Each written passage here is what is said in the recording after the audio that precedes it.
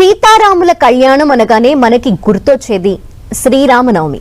ప్రపంచవ్యాప్తంగా చైత్రమాస శుక్లపక్ష నవమి రోజు అభిజిత్ లగ్న ముహూర్తమున ప్రసిద్ధ రామాలయాల్లో కన్నుల పండుగగా శ్రీ సీతారాముల వారి కళ్యాణోత్సవం జరుగుతుంది. కానీ కడప జిల్లాలో ఉన్న ఒంటిమిట్ట కోదండరాముల వారి ఆలయంలో శ్రీరామనవమి రోజున సీతారాముల వారి కళ్యాణం జరగదు. ఒంటిమిట్ట శ్రీ కోదండరాముని కళ్యాణోత్సవానికి ప్రపంచంలో ఇంకెక్కడా లేని విశిష్టత ఉంది. ఇక్కడ బ్రహ్మోత్సవాల సందర్భంగా చైత్ర శుద్ధ చతుర్దశి నాడు, అది కూడా రాత్రిపూట మాత్రమే కళ్యాణోత్సవం నిర్వహిస్తారు. ప్రతి ఏటా పండు వెన్నెల్లో రాత్రి 8 నుంచి 10 గంటల మధ్య శ్రీరాముల వారు సీతమ్మ మెడలో మాంగళ్య ధారణ చేస్తారు.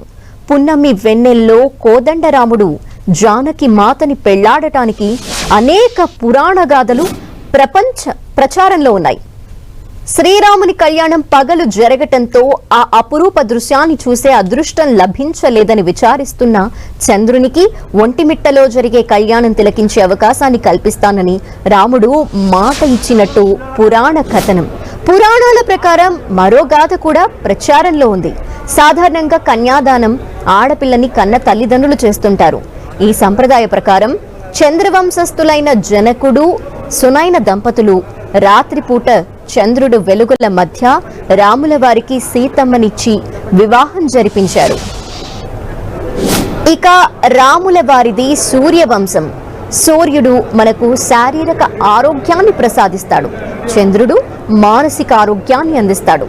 ఈ క్రమంలో సూర్య చంద్రుల వంశస్థులైన సీతారాముల వారి కళ్యాణాన్ని వెన్నెల రాత్రుల్లో నిర్వహించటం ద్వారా మానసిక శారీరక ఆరోగ్యం కలుగుతుందన్న ఉద్దేశంతో అనాదిగా రాత్రిపూట స్వామి అమ్మవార్ల వివాహ వేడుకని నిర్వహించటం ఆనవాయితీగా వస్తోంది.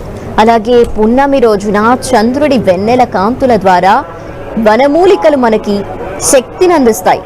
ఈ క్రమంలో స్వామివారి కళ్యాణాన్ని కనులారా వీక్షించడం ద్వారా ఈ శక్తి మనకి అందుతుందని ప్రచారం. దీని కారణంగానే నేటికి ఈ సంప్రదాయమే కొనసాగుతూ ఉండటం విశేషం.